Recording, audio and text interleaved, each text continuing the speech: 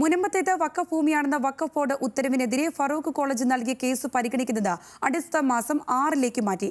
കോഴിക്കോട് വഖഫ് tribunal കോടതിയുടേതാണ് ഉത്തരവ്. കേസിൽ സത്താർ സേഠിന്റെ കുടുംബവും വഖഫ് സംരക്ഷണ സമിതിയും കക്ഷി ചേരും.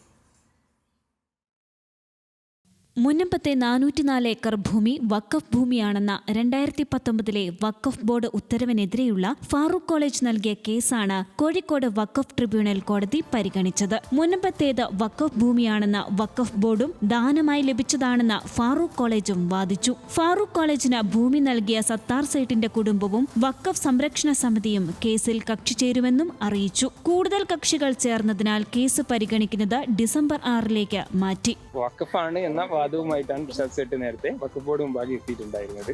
അതിൽ ഇംപ്ലീഡ് ചെയ്യാൻ വേണ്ടിയിട്ടാണ്, അതിൽ അദ്ദേഹത്തിന് വേണ്ടി അതായിരുന്നു ഉണ്ടായിരുന്നത്. പക്ഷെ അത് എത്തിയിട്ടില്ല. ഞങ്ങൾ ഇന്നാണ് ഫയൽ ചെയ്തിട്ടുള്ളത്. അത് 6 തീയതി എത്തും. 2019 വഖഫ് ബോർഡ് മുനമ്പത്തേത് വഖഫ് ഭൂമിയാണെന്ന ഉത്തരവിറക്കിയത്. 2022 ഭൂമി രജിസ്റ്റർ ചെയ്തും ഉത്തരവിറക്കി. ഇതിനെതിരെ 2023 ഫാറൂഖ് കോളേജ് ട്രിബ്യൂണലിനെ സമീപിക്കുന്നത്. മുനമ്പം വിഷയം വിവാദമായ പശ്ചാത്തലത്തിലാണ് സത്താർ സേഠിന്റെ കുടുംബവും കേസിൽ കക്ഷി ചേർന്നത്. ഡിസംബർ 6 കൂടുതൽ വിശദമായ വാദം നടക്കും. ന്യൂസ് മലയാളം, കോഴിക്കോട്.